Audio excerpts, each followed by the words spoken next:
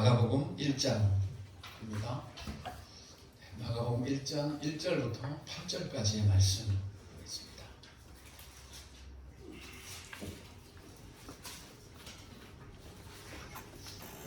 성탄을 앞두고 있기 때문에 성탄절까지 예수의 오심에 대해서 조금 말씀을 나누려고 합니다. 그래야 우리가 징글벨 한 번을 해도 의미가 있고 메리 크리스마스 해도 그게 그냥 헛된 입소리에서 나가는 것이 아니기 때문에 주의 오심을 우리가 조금 더 말씀으로 준비를 하고 성탄을 맞이해서 우리가 그때는 정말 의미를 알고 또 기쁨에서 메리 크리스마스를 좀 외치고 인사할 수 있었으면 좋겠습니다. 우리 1절부터 8절까지 믿음을 함께 선포합니다. 하나님의 아들 예수 그리스도의 복음의 시작이라. 선지자 이사야의 글에 보라 내가 내 사자를 내 앞에 보내노니 그가 내 길을 준비하리라. 광야에 외치는 자의 소리가 있어 이르되 너희는 주의 길을 준비하라. 그의 오실 길을 곧게 하라. 기록된 것과 같이 세례 요한이 광야에 이르러 죄 사함을 받게 하는 회개의 세례를 전파하니 온 유대 지방과 예루살렘 사람이 다 나아가 자기 죄를 자복하고 요단강에서 그에게 세례를 받더라. 요한은 낙타털 옷을 입고 허리에 가죽띠를 띠고 메뚜기와 석청을 먹더라. 그가 전파하여 이르되 나보다 능력 많으신 이가 내 뒤에 오시나니 나는 굽혀 그의 신발끈을 풀기도 감당하지 못하겠노라. 나는 너희에게 물로 세례를 베풀었거니와 그는 너희가 성령으로 세례를 베푸시리라. 아멘. 하나님의 아들 예수 그리스도의 복음의 시작이다. 이렇게 말씀을 하고 있습니다. 복음이 시작되는 그 첫머리에 세례 요한의 등장이 나타납니다. 하나님의 아들 예수 그리스도의 복음이 시작되는 그 길목에 이 세례 요한의 그런 사역과 또 세례 요한의 죽음이 있습니다. 예수 그리스도의 복음이 시작되는 그 시점은 바로 이 요한의 그런 죽음이었죠. 요한이 목에 갇혔다라는 소식을 들은 다음부터 예수님의 복음이 시작이 되었습니다. 그러기에 이 요한의 입장은 너무 중요하고 이 요한의 그 위치나 존재는 아주 그 중요한 그런 역할이라고 할 수가 있습니다. 그래서 이 세례 요한 같은 경우에는 우리에게 주시는 또 우리에게 그 들려주는 그 메시지가 참 큽니다.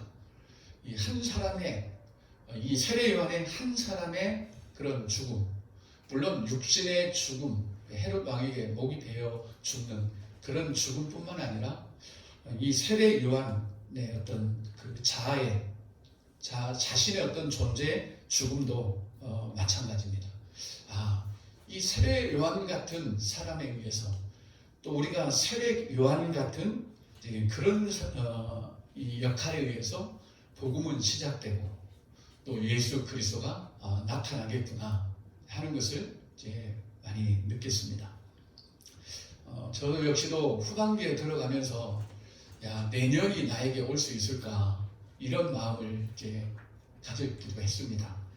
그래서 우리가 내년을 또 다시 준비를 할 수 있을까 하는 정도로 좀 이 갱년기도 아닌 듯한데 이 갱년기적인 마음이 있어서 그걸 막 떨치는데 좀 애도 먹었고 그렇습니다. 그래서 옛날에 이 목사님들이 6년 끝나고 7년 차이나 난식년을 갖는 것보다 그게 막 피부로 좀 느껴지는 것 같더라고요. 그러다가 조금씩 이제 회복이 됐고, 지난주에는 우리 한 청년의 마음을 제가 보았고 들었습니다. 그 마음을 보니까 제 자신이 얼마나 부끄러운지, 야, 내가 참 부끄럽다. 내가 이런 마음, 또 이렇게 또 사역을 하고 있다는 것이 참 부끄럽게 제가 느껴졌습니다. 그러면서 차츰 어둠 이런 것들이 좀 사라지면서 준비를 차곡차곡 지금 하고 있는 중입니다. 물론 뭐 그 청년뿐만 아니라 우리 얼마 전에 온 한준이의 마음을 또 들어봐도 그렇고, 한준이도 그런 고백을 하대요. 여기 올 때 주변 사람들이 다 그랬답니다. 너 개척교회 가면 힘들대. 그런 이야기를 무슨 있다고 해요, 사람들마다. 네. 힘들죠, 뭐.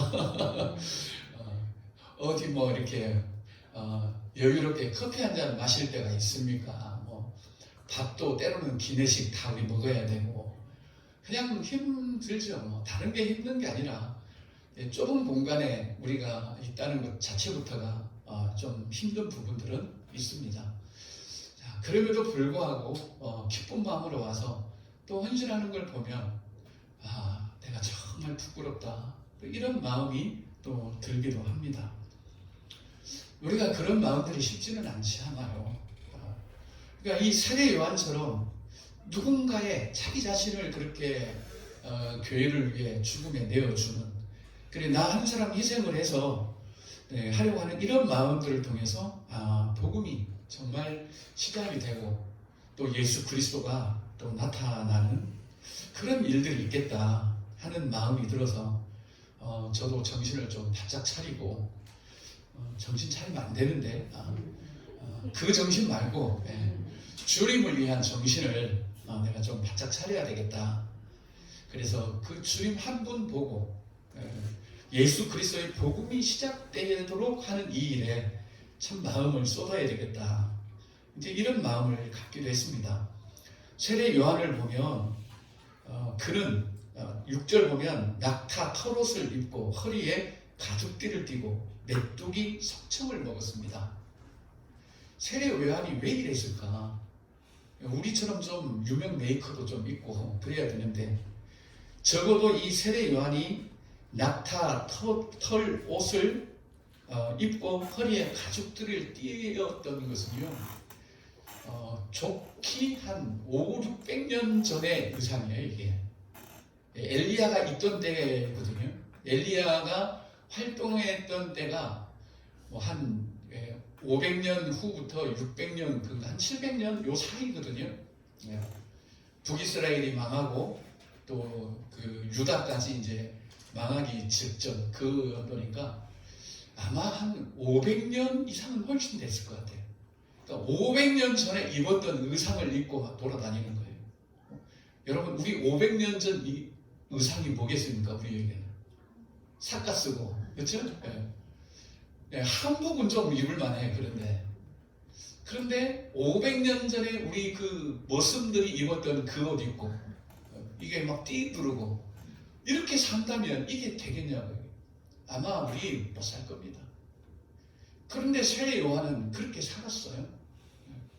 그리고 먹는 거 메뚜기, 석청 이거 먹고 살았어요. 요즘은 메뚜기 비쌉니다. 메뚜기 구워놓은 거 그거 꽤 비쌀 거예요 아마. 그렇지만 이게 주식이라고 하는 거는 상당히 어려운 점이 있지요. 그러면 세례 요한이 그렇게 못 살았을까?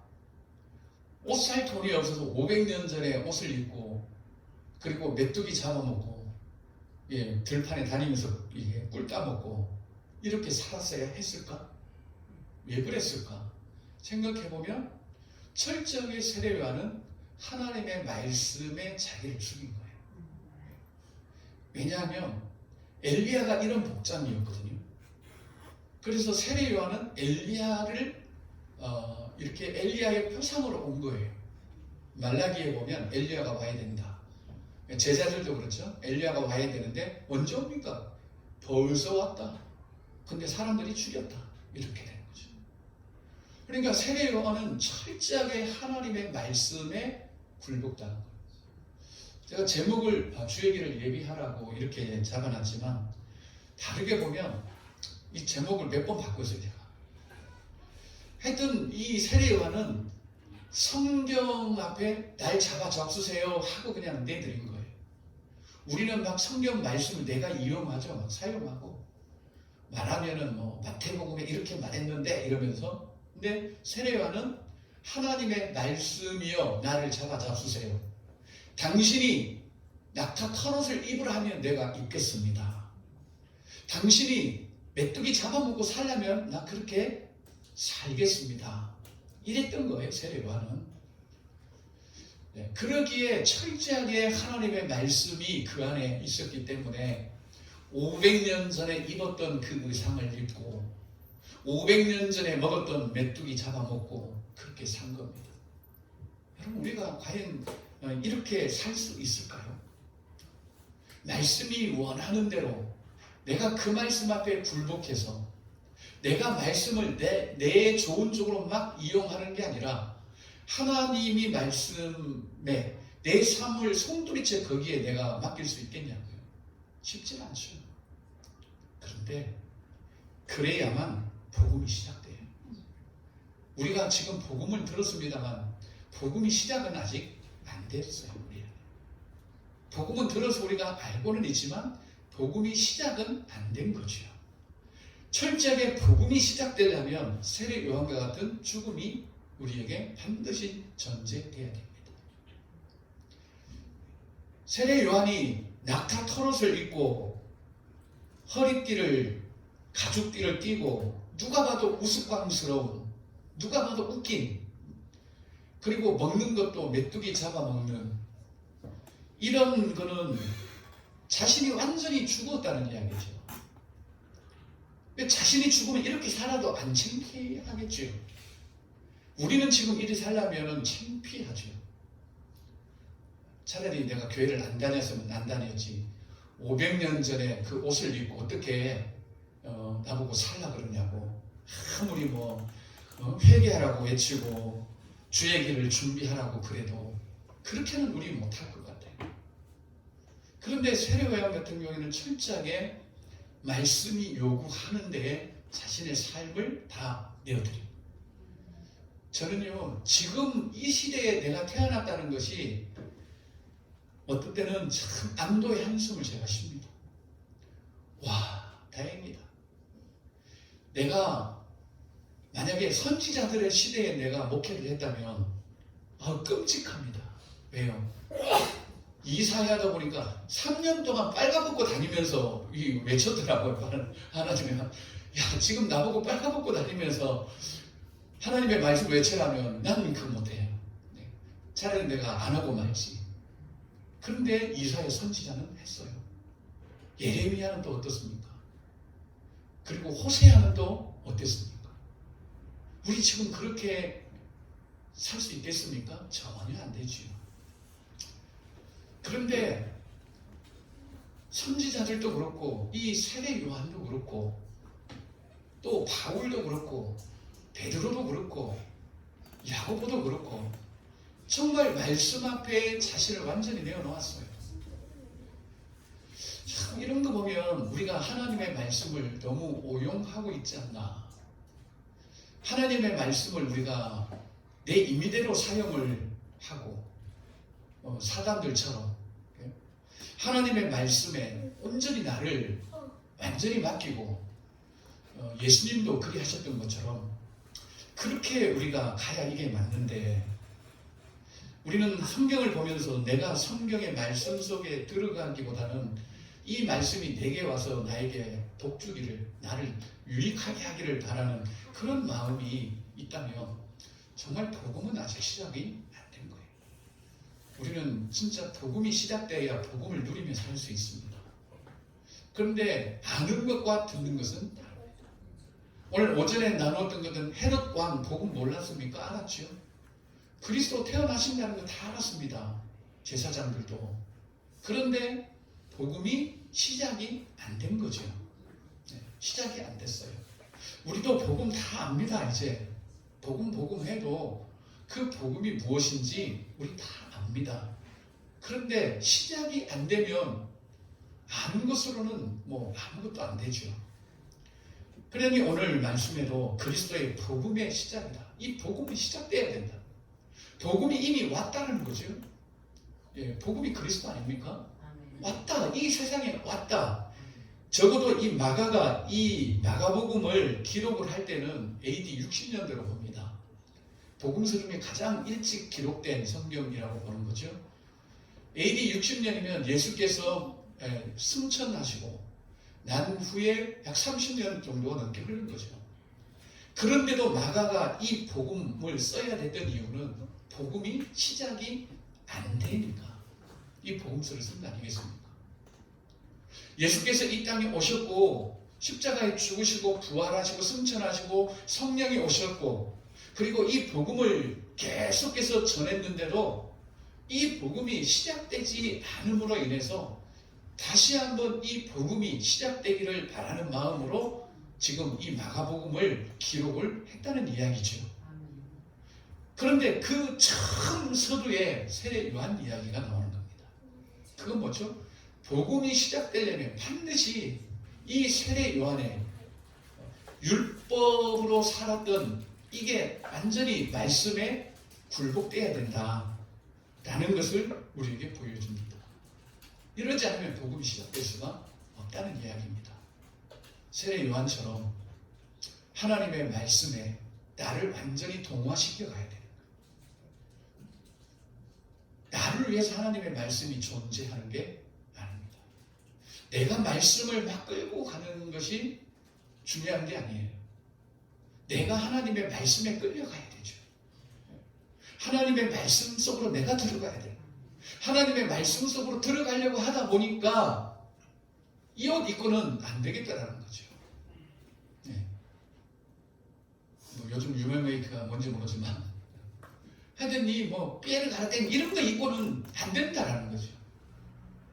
그냥 세례요한이 말씀 속으로 들어가려고 하니까 500년 후에 이 옷 가지고는 안 되고 낙타 털 옷을 입고 허리에 가죽들을 띠고 메뚜기 석청을 먹어야 되는, 그러니까 이걸 기꺼이 받아들이는 겁니다. 기꺼이. 우리가 하나님의 말씀 속으로 들어가기 위해서는 그런 거 아니겠습니까? 하나님의 말씀이 우리에게 요구한다면 우리는 뭐 그걸 액면 그대로 보지 않는다 뭐 하지만 이 원수를 사랑하라고 한다면 그걸 내가 가져와서 사랑하려면 힘든데 원수를 사랑하는 쪽으로 내가 들어가야 된다면 원수에 대한 개념 이런 것도 사실 다 내려놓고 들어가야 돼요. 내 입장도 내려놓고 들어가야 되는 거예요. 그러니까 말씀 속으로 우리가 들어간다고 할 때 이게 참 어려운 의미이기는 해요. 말씀 속으로 들어간다는 것은 우리 자의적으로 되는 것은 아니지만 어쨌든 하나님의 말씀과 우리의 관계를 보면 하나님의 말씀이 이렇게 크다 그러면 우리가 그 안으로 들어가는 거예요. 그런데 들어갈 때는 다 검사하고 들어가는 거예요. 제가 우리가 어디 들어갈 때 뭐 비행기 안에 들어갈 때 검사하잖아요. 삐삐삐삐 하는지 안 하는지. 위험한 거는 다 빼놓고 들어가야 되는 거예요.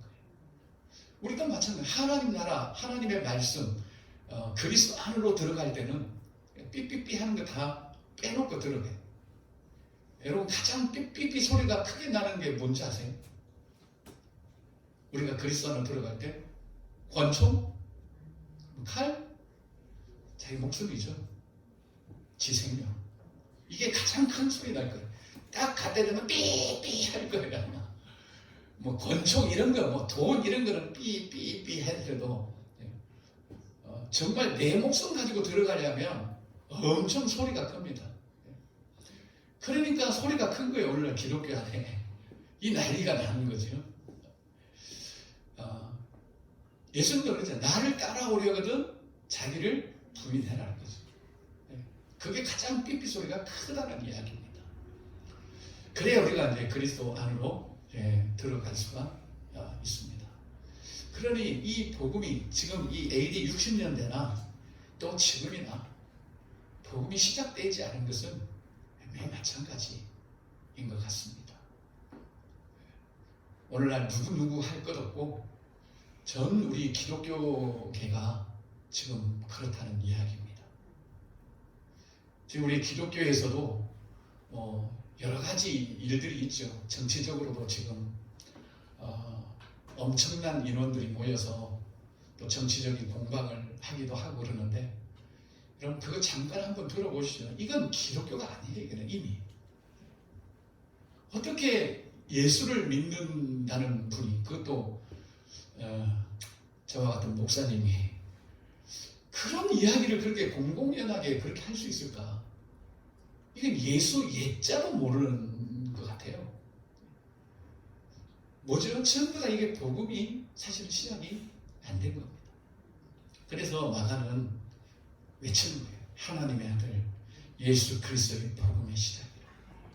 우리는요, 성경을 읽을 때 내 감정으로 읽으면 안 되고 마가가 이걸 기록할 때의 감정, 그 감정을 우리가 조금은 느껴야 됩니다. 이거를 기록을 할 때 어땠을까? 이 예수님 오셔서 죽으시고 부활하시고 승천할 성령이 오셨는데 어째 갈수록 기독교가 이럴까? 이런 안타까운 마음으로 이걸 기록을 해 나갔다면, 이 한 절 하나님의 아들 예수 그리스도의 복음의 시작이라, 이 한 절을 기록하기에 얼마나 하나님 앞에 머물고 성령의 간섭을 받으셨겠냐. 이 한 절 때문에 결국 마가복음 전체를 기록하는 거잖아요. 그냥 예수 그리스도의 복음의 시작이라, 하나님 시작해 주세요. 그러고 시작된다면 마가가 이렇게 피땀 흘려서 누가처럼 자세히 미루어 근원부터 살펴서 그렇게 이 마가복음을 기록하지는 않았을 거 아닙니까? 그냥 시작되어 버린다면. 그런데 이 복음이 시작되기 위해서 얼마나 처절한 싸움이 있어야 된다는 것을 마가복음에서 보여주는데, 가장 먼저는 우리가, 그렇죠? 이 사례 요한과 같은 정말 그 세계에 우리가 들어가기 위해서 내가 원하는 옷, 내가 먹고 싶은 음식, 이런 것까지도 포기하고 주의 길을 예비했다는, 여기에 초점이 있는 겁니다. 그렇다고 우리가 좋은 옷 입지 말자, 좋은 음식 먹지 말자, 이 이야기가 아니잖아요. 철저하게 율법으로부터 나온 이 생명이 죽어야만 되는 거죠. 그래야 우리가 기쁘게 메리 크리스마스 할 수가 있는 겁니다. 이게 안 되면 우리가 메리 크리스마스라고 해봐야 예수 안 믿는 사람들이 메리 크리스마스라고 하는 것과 별반 다름이 없겠지요. 그러기에 오늘 마가복음의 이 1절, 이 한 절을 위해서 마가복음 16장까지 기록이 되어 있고, 결국 예수 그리스도의 복음의 이 시작을 쭉 이야기하다가 결론이 뭐냐면, 역시 제자들이 주님의 말씀을 증거하고 주께서 함께 역사했다, 이것으로 끝나는 거예요. 그러니까 우리가 하나님의 말씀이 아니고는 안 돼요. 제가 그랬잖아요. 어떤 것을 듣고 우리가 믿는 게 아니라 하나님의 말씀을 우리가 듣고 읽고 하다가 믿어져야 진짜다.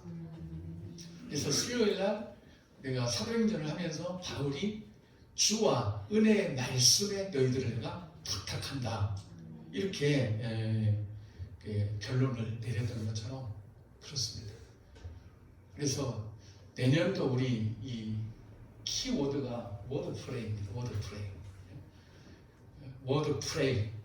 워드플레이 하면 이건 말장난이에요. 우리 지금까지 워드플레이를 했는 것 같아. 복음 가지고 말장난하고 막. 근데 이거는 말씀과 기도입니다. 말장난이 아니라 말씀과 기도로 우리가 정말 주의 역사를, 복음의 시작을 좀 준비하고, 그게 좀 우리 개개인에게서 다 복음이 시작되어는, 지금까지 들었으니까, 지금까지 들어서 이제 알고 있으니까, 그게 시작되려면 이 말씀과 기도에 우리가 전념하는 수밖에 없다. 그래서 마가복음도 처음과 시작이 그렇다. 마지막, 마가복음 마지막도 여러분들이 한번 보시면 말씀이 증거되고 주께서 함께 역사하는 것으로 복음이 끝나요. 그러니까 복음이 시작되기 위해서는 반드시 그 부분을 우리가 넘어가야 되는 거지. 그래서 조금 일찍 붙이긴 했어요. 우리가 본래 송구 영신회일 때 이제 붙이는데 인쇄물이 일찍 와서 그냥 일찍 붙였는데 이걸 보면서 내년도 여러분들이 좀 계획을 좀 세우셨으면 좋겠습니다. 물론 교회적으로도 내년에 이 워드프레이에 대한 그런 사역들을 우리가 하려고 지금 저 역시도 계속 준비를 하고 있습니다. 그래서 하나하나 지금 준비하고 있고, 그래서 내년에는 내가 죽든지 그냥 막 포기하든지 둘 중에 하나 하고, 그래도 안 되면 그냥 포기하고 이제 그렇게 한 해 동안 좀 우리가 좀 가보려고 합니다. 그래서 여러분들도 개인적으로 내년도 워드프레이, 내가 말씀을 어느 정도 얼만큼 또 읽고 또 우리 묵상하고 또 기도의 생활을 내가 어느 만큼 좀 하리라 하는 계획들은 여러분 개인적으로 좀 세우시는 것도 좋을 듯 합니다. 물론 전체적으로 우리가 말씀을 읽을 수 있는 장치들을 또 만들어서 제공을 하겠지만 개인적으로도 그렇게 하시는 게 좋을 것 같습니다. 나는 모르겠다. 난 하루 바쁘다. 그렇지만 내가 말씀 없이 살 수 없으니까 새벽 말씀은 내가 꼭 묵상을 하겠다. 뭐 이런 계획도 좋고요. 아니면 주일 말씀과 수요일 말씀은 내가 계속 묵상을 하겠다. 그런 계획도 사실 좋은 거예요. 왜냐하면 많은 말씀을 읽는 것보다는 집중하는 게 훨씬 더 중요하기 때문에 그렇습니다. 아까 우리 기도하는 것처럼 후회로 끝나지 말고 내년도 어떻게 이 복음이 시작되는 이 일들을 내 개인적으로도 할 수 있을까, 그런 계획을 여러분들이 세운다면 이 연말이 더욱더 풍성하지 않을까, 그렇게 생각을 합니다. 우리 이 일을 놓고 한 번 더 우리 마지막으로 한번 좀 기도했으면 좋겠습니다. 하나님,